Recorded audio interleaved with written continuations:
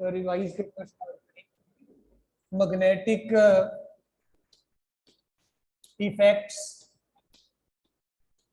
Of current, magnetic effects of current and magnetism बेटा। So आइए बेटे डियर चिल्ड्रन, इसके बारे में हम डिस्कशन करें। We are going to revise the things बेटा। आपका जो magnetic effects of current and magnetism वाला चैप्टर है, सबसे पहले बेटे इसमें एट द बिगनिंग हमारे पास कुछ बेसिक लॉज आ जाते हैं। हमारे पास जो है एम्पियर्स स्विमिंग रूल,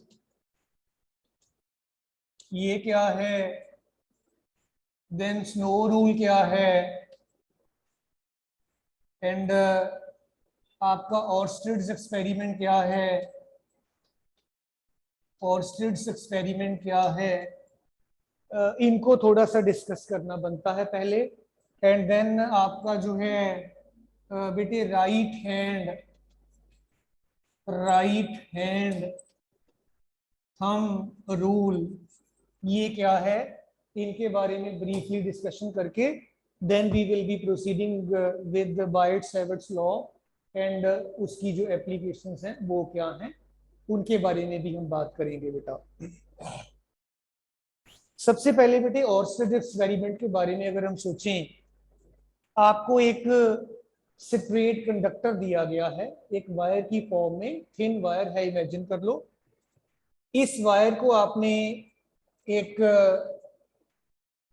कार्डबोर्ड या fine sheet of the paper में होल करके इसमें से इस तरीके से बाहर निकाला हुआ है इन दिस वे, और इस वायर को, इस कंडक्टर को आप एक बेटे सोर्स ऑफ ईएमएफ से कनेक्ट कर देते हो।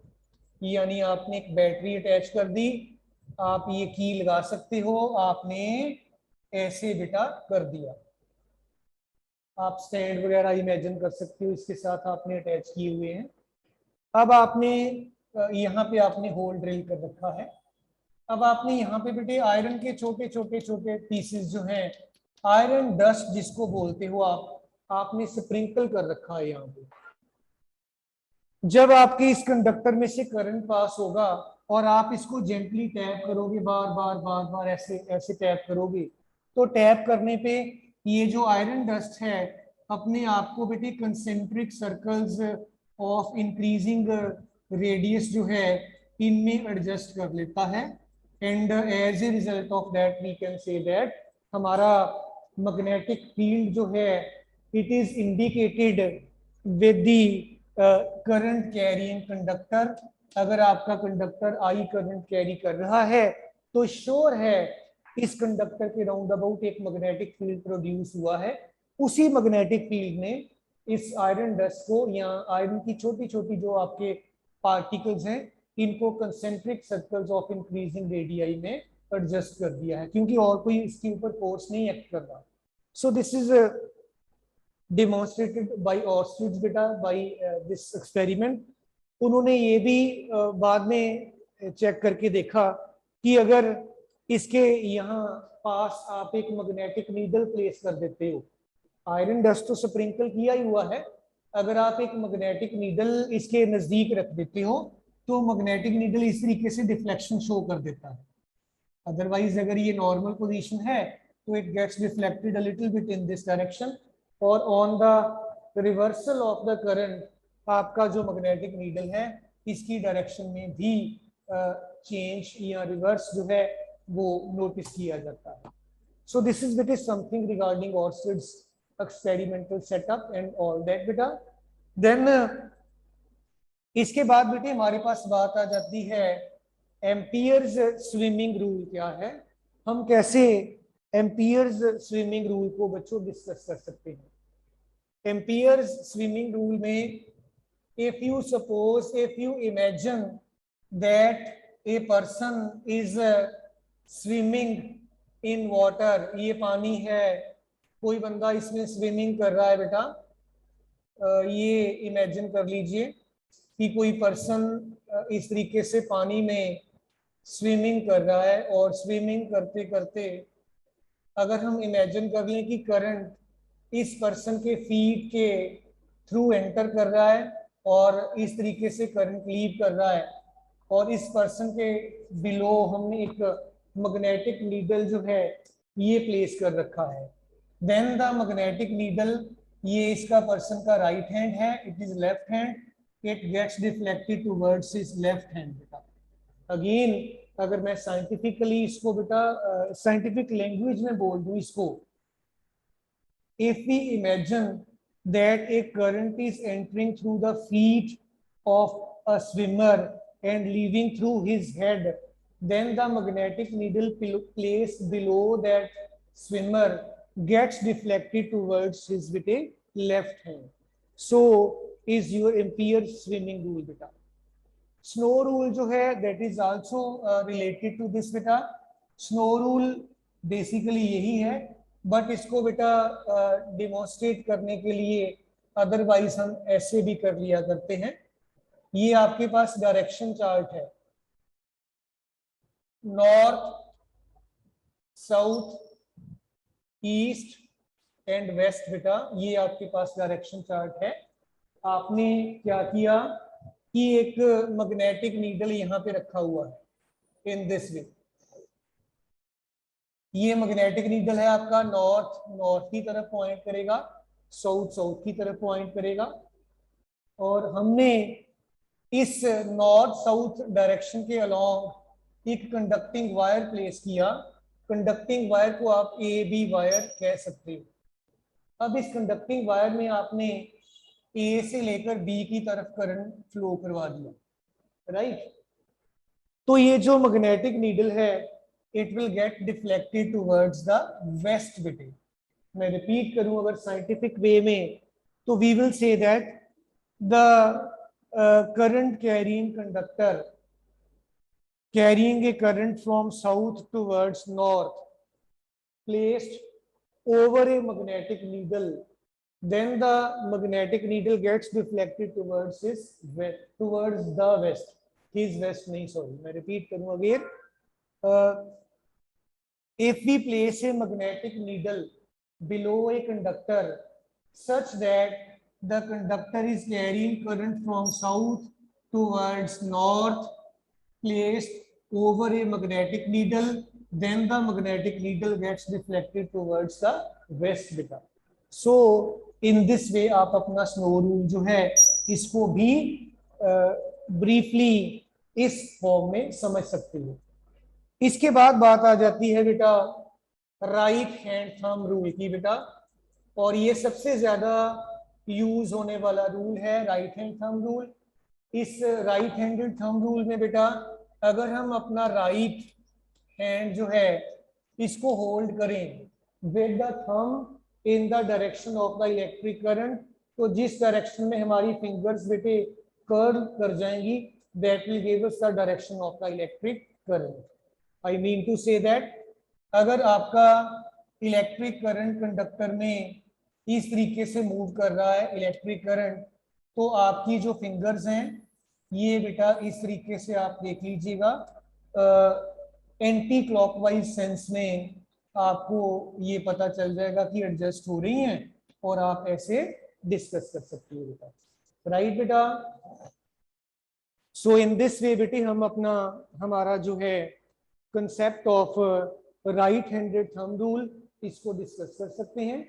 एंड फाइनली आप मैग्नेटिक फील्ड की न्यूमेरिकल वैल्यू भी निकाल सकते हो सेपरेट कंडक्टर की वजह से, वो मैं अभी इसके बाद करने जा रहा हूँ after having the introduction of the Biot Savart law बेटा। सो आइए बेटे चलें आगे विद बायट-सैविट्ज लॉ बेटा, एंड देन इसके बाद हम करेंगे फिर सेपरेट कंडक्टर वाला कंसेप्ट करके देखते हैं कि वो आप कैसे देख सकते हो बेटा। सो बेटे let us have Biot Savart law. Biot Savart law, Biot Savart's law में डियर चिल्ड्रन आप क्या करें, आप एक कंडक्टर इमेजिन कर लीजिए, ये किसी भी शेप में किसी भी फॉर्म में कंडक्टर है। आपकी बुक्स पर जनरली उन्होंने ऐसे डायग्राम दिया हुआ है, that's why I am also plotting like that.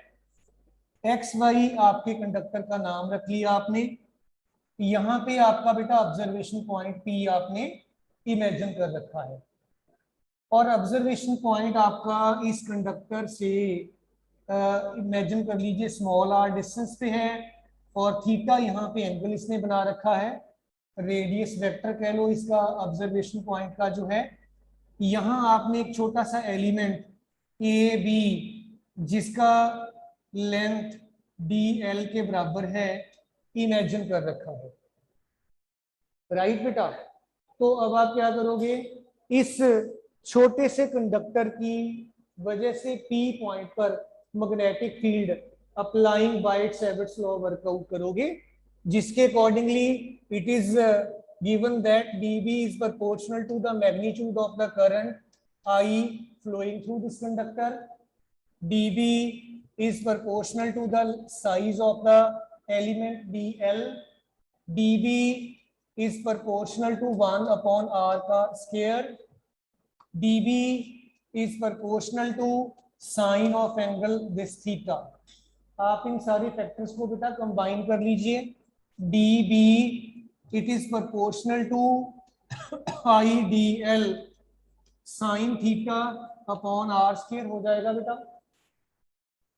अगर मैं ये बेटे प्रोपोर्शनैलिटी साइन एलिमिनेट कर देता हूं, तो I will be getting that dB is equal to mu naught upon 4 pi I D L sine theta upon R का square. ये बेटे मेरे पास मैग्नेटिक फील्ड की मैग्नीट्यूड की वैल्यू आ जाती है। डायरेक्शन के लिए हमें right handed thumb rule apply कर लेना चाहिए।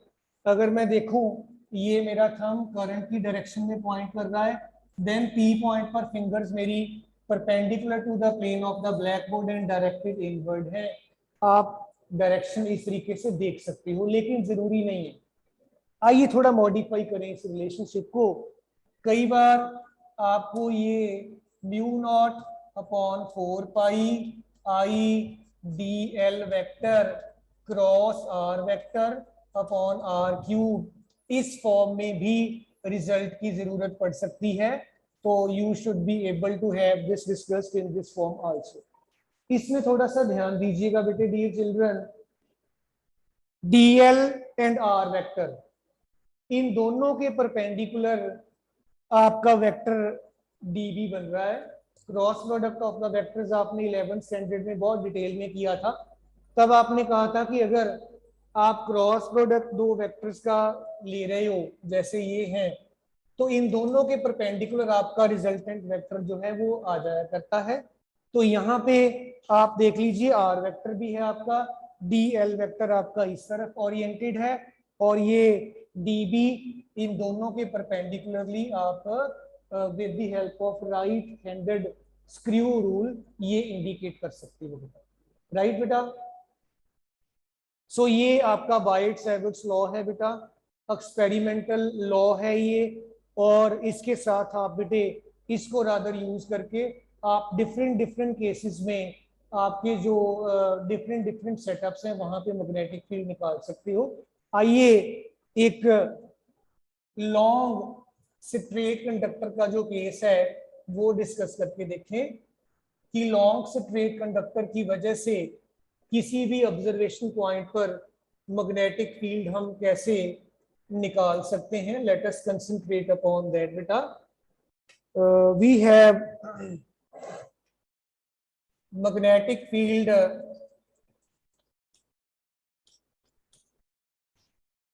Due to a long straight conductor carrying current। आइए बच्चों इसको देखें, सोचें, समझें और मैग्नेटिक फील्ड निकालें। लेट अस इमेजिन दैट ये आपका एक लॉन्ग स्ट्रेट कंडक्टर है और ये आपने इस पॉइंट को x बोल दिया, इस पॉइंट को y बोल दिया। ये आपका ऑब्जर्वेशन पॉइंट है P पॉइंट, इसका कंडक्टर से परपेंडिकुलर डिस्टेंस a के बराबर है, तो ये राइट एंगल बन गया आपका। आपने यहाँ पे एक एलिमेंट इमेजिन कर लेना है बेटा, छोटा सा, जिसका लेंथ या साइज डी एल के बराबर होना चाहिए। इस एलिमेंट के सेंटर में पी पॉइंट पे यहां एंगल बना रखा है थीटा। इस एंगल को आप एंगल फाई बोल दीजिए, इसको आप एस एच आर ही बोलेंगे जैसे आपने ऑलरेडी बोला हुआ है। ये आपका कंडक्टर आई करंट कैरी कर रहा है, ये top end of the conductor है। इसने पी पॉइंट पे जो एंगल ट्रेस किया है, लेट अस से इट इज फाई 2, और बॉटम एंड ने जो एंगल एक्स पॉइंट पे प्रेस्क्राइब किया है, ये वाला एंगल लेट इट बी बेटा फाई 1, और ये पॉइंट से ये पॉइंट तक ये वाला जो सेपरेशन है, let us imagine this to be बेटा एल। रिपीट करूं अगर मैं डायग्राम के सारे पर्टिकुलर्स को, आपका एक बहुत लॉन्ग कंडक्टर आपने इमेजिन किया, आई करंट कैरी कर रहा है, पी आपका ऑब्जर्वेशन पॉइंट है, it is at a perpendicular distance small a from the mid of the conductor. Element का लेंथ फ्रॉम द सेंटर अगर आप मेजर करोगे एल के बराबर है। This angle has been marked to be theta, ये angle phi है, ये फाई 1 और फाई 2 एंगल्स आपके सच हैं बेटा। अब बेटे डियर चिल्ड्रन, अगर हम बायट-सैवर्ट्स लॉ अप्लाई कर दें, उसके अकॉर्डिंगली आपका जो डी बी है ये mu naught upon 4 pi I D L sine theta upon are square के बराबर है। इस छोटे से एलिमेंट की वजह से पी पॉइंट पर कितना मैग्नेटिक फील्ड एक्ट करेगा, प्रेजेंट होगा, दैट वी हैव बेटा रिटन और कैलकुलेटेड एज सच। अब आप थोड़ा सा ट्रायंगल, इसका नाम मैं पॉइंट का बेटे मान लीजिए पी रख, पी ऑलरेडी है, क्यू रख देता हूं। ट्रायंगल ओ पी क्यू को ध्यान से देखिएगा, ये O है, ये P है, ये Q है। इसमें theta plus phi plus 90 sum of the angles of it angle 180 होगा, चेक करिएगा। It will mean that theta plus phi आपका 90 डिग्री होगा, and theta will be 90 degree minus phi होगा।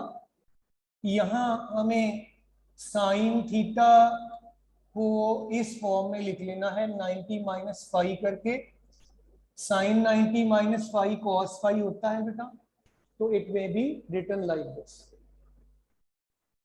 इसके बाद अगेन इसी ट्रायंगल में देखिएगा आपका ए अपॉन आर, इसी ट्रायंगल में स्मॉल ए डिवाइडेड बाई ये आर, ए आपका बेस है, आर आपका हाइपोटेन्यूज है, दिस इज इक्वल टू बेटा कॉस ऑफ एंगल थीटा है,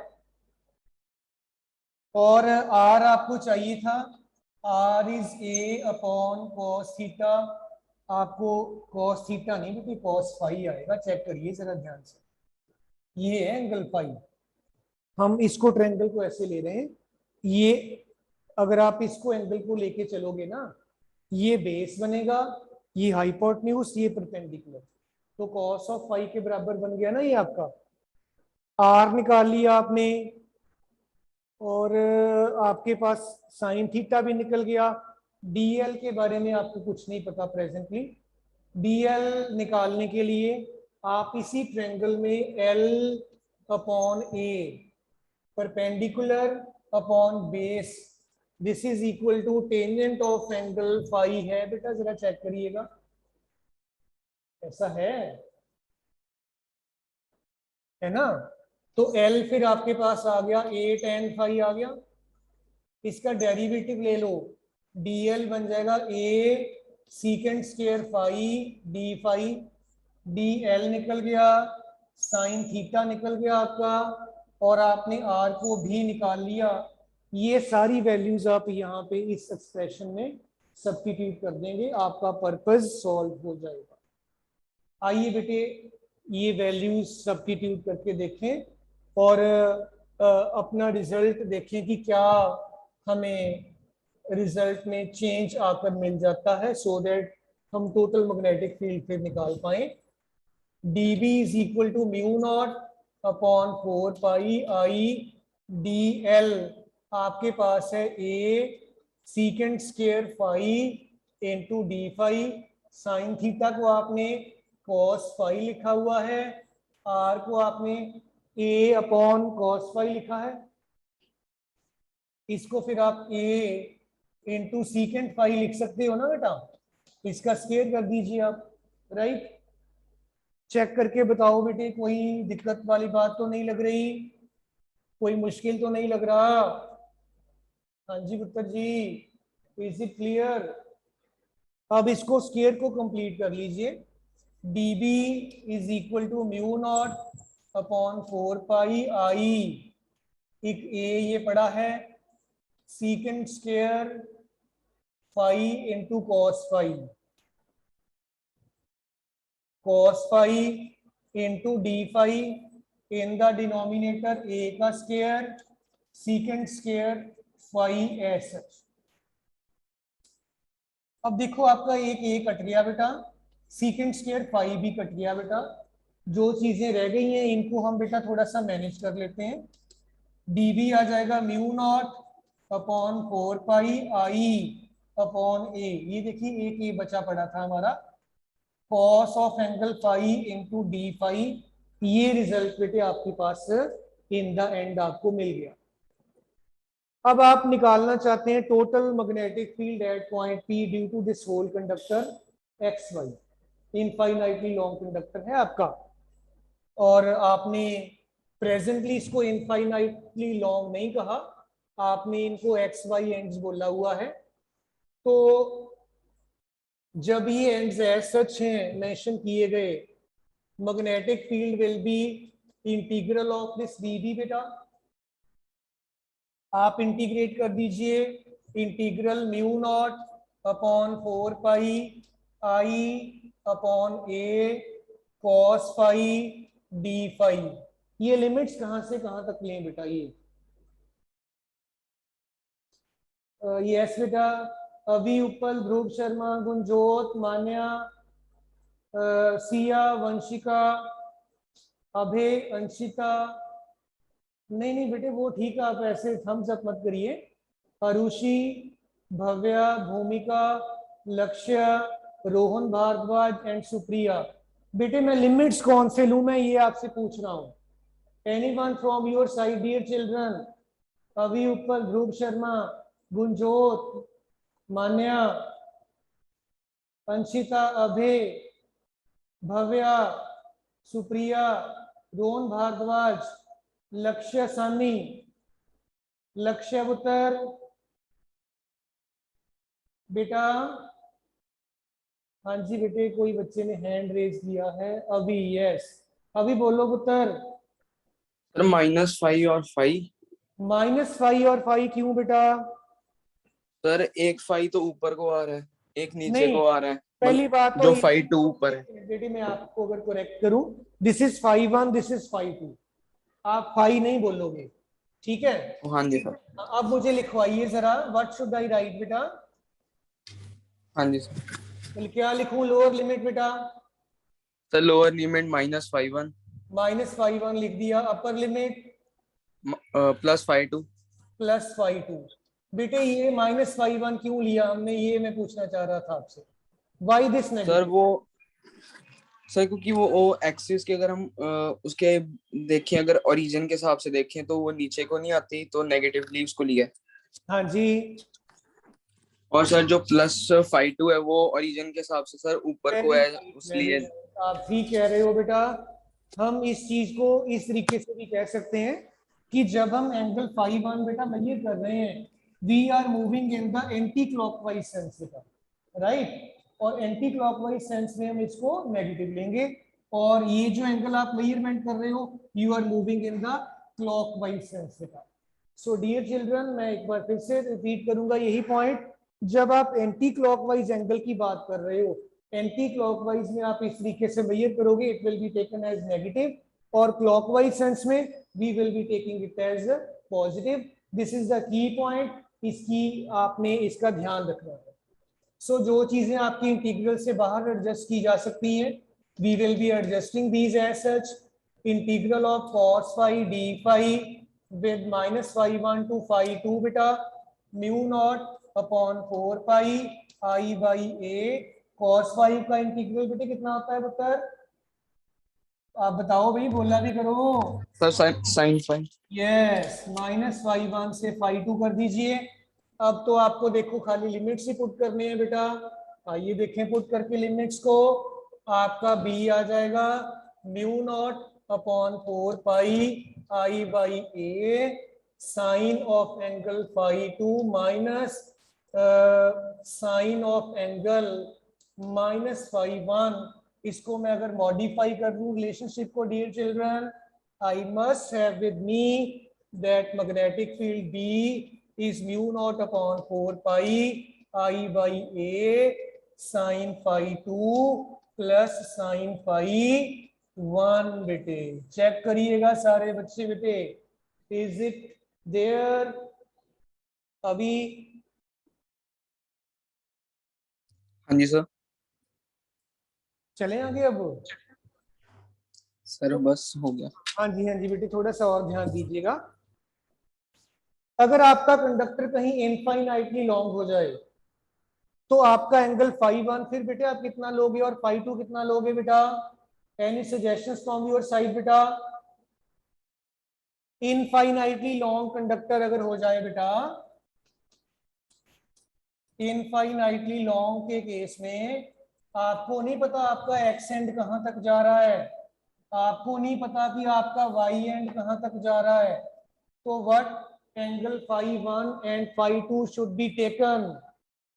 यस बेटे डियर। 90 हाँ जी, 90 डिग्री। हाँ जी मान्य, दोबारा बोलिए पुत्र। 90 डिग्री। Yes, very nice. आपका एंगल फाई 1 जो होगा it will be 90 degree by magnitude, तो नेगेटिव तो आपका रहेगा ही रहेगा। और आप जब बात करोगे फाई 2 की बेटा, ये आपका अगेन 90 आ जाएगा, नहीं नेगेटिव आपने ऑलरेडी कर दिया हुआ है।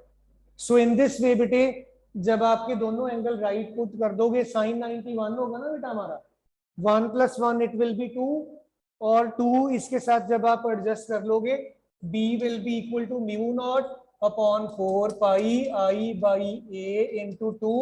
ये आपका कैंसल आउट हो गया बेटा, b is equal to mu naught into i by 2 pi into a। और आप चेक कर लीजिए, यही एक्सप्रेशन आपने लॉन्ग स्ट्रेट कंडक्टर की वजह से किसी भी ऑब्जर्वेशन पॉइंट पर मैग्नेटिक फील्ड निकालने के लिए ऑलरेडी 10th स्टैंडर्ड में भी आपने किया था। अगर कोई आपको बात इसमें बेटा नहीं पता चल रही तो यू आर मोस्ट वेलकम, आप पूछ सकते हैं बेटा कि how we can manage this. Clear to all बेटा डियर चिल्ड्रन? चलें जी आगे फिर। अब हम बेटे हमारा बायट-सैवर्ट्स लॉ का कंसेप्ट अगर अप्लाई करके सर्कुलर कॉइल के सेंटर पे मैग्नेटिक फील्ड निकालना चाहें बेटे, we have sufficient number of days.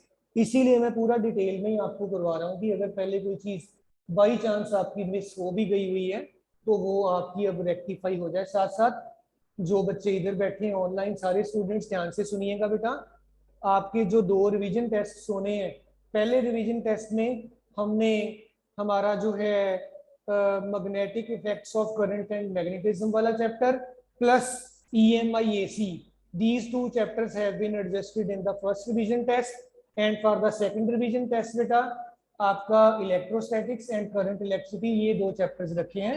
So accordingly आप लोग बेटा इनको देख लीजिएगा बेटा। सो आइए बेटे अब आगे चलते हैं। इसके बाद हमारे पास बेटे बात आ जाती है, let us concentrate upon magnetic field at the center of a circular coil carrying current I। आपने लॉन्ग स्ट्रेट वाला केस डिस्कस कर लिया।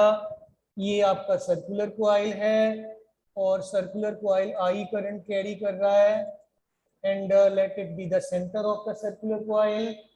और बेटे इमेजिन कर लीजिए आई करंट आपका इस तरीके से फ्लो हो रहा है with small R being the radius of the circular coil. आप ए भी कह सकते हो, यहाँ आप ए लिया हुआ है आपने, नो प्रॉब्लम विद दैट। और आप यहाँ पे एक छोटा सा एलिमेंट डी एल लेंथ का इमेजिन कर लीजिएगा और आपका D B at the centre जो है it will be equal to mu naught upon 4 pi I D L sine theta upon R. अब आपने ए के बराबर लिया, इसका स्क्वायर आ जाएगा बेटा। अब थोड़ा सा ध्यान दीजिएगा, ये आपका एंगल राइट एंगल है, ये आपको डी बी मिल जाएगा mu naught upon 4 pi I D L sine 90 आपका 1 है अपॉन आर स्क्वायर आपका एज सच रह गया and d B this is equal to बेटा mu naught upon 4 pi I D l upon a square आपने already लिखा हुआ है। टोटल मैग्नेटिक फील्ड के लिए आप इसको इंटीग्रेट कर दीजिए और ये आपके पास आ जाएगा integral mu naught upon 4 pi I D l upon a का square. This is mu naught upon 4 pi I by a square integral of this d l. ये आपको बेटे डी एल का इंटीग्रल 2 पाई ए दे देगा, mu naught upon 4 pi I by a square into 2 pi a किया आपने, ये आपके पास ये आ गया जी mu naught I by 2a। सो यहाँ पे मैग्नेटिक फील्ड आपका बन गया mu naught into I by 2a। सी यहाँ पे पाई नहीं आ रहा है, अदरवाइज उसमें स्ट्रेट कंडक्टर के केस में पाई आ रहा था। यही दोनों में फर्क है। अगर आप सेम रेडियस ले लो डिस्टेंस के बराबर तो इसमें आपका पाई जो टर्म है दैट इज बेटा मिसिंग। क्लियर टू ऑल बेटा डियर चिल्ड्रन। इस कंसेप्ट के बाद बेटे मेरे पास बात आ जाती है कि हम बेटा ये जो आपका स्ट्रेट कंडक्टर है इस कंसेप्ट को अप्लाई करके न्यूमेरिकल्स में किस तरीके से बेटा अपना ये सारे का सारा देख सकते हैं। एक छोटा सा न्यूमेरिकल आपको दे रहा हूं, आप ट्राई कर लीजिएगा जब भी फ्री टाइम होगा आपके पास। ये एक सर्कुलर स्क्वायर की फॉर्म में कॉइल है और ये साइड इसका बेटे मान लीजिए 2 सेंटीमीटर का है और ये 10 एम्पियर करंट कैरी कर रहा है। ये सेंटर है इसका और आपको बेटा ये सेंटर पर मैग्नेटिक फील्ड की इंटेंसिटी निकालनी है। इसको जरूर करके देख लेना बेटा। तो then we will be moving ahead with the next discussion tomorrow onwards. Thank you all बेटा।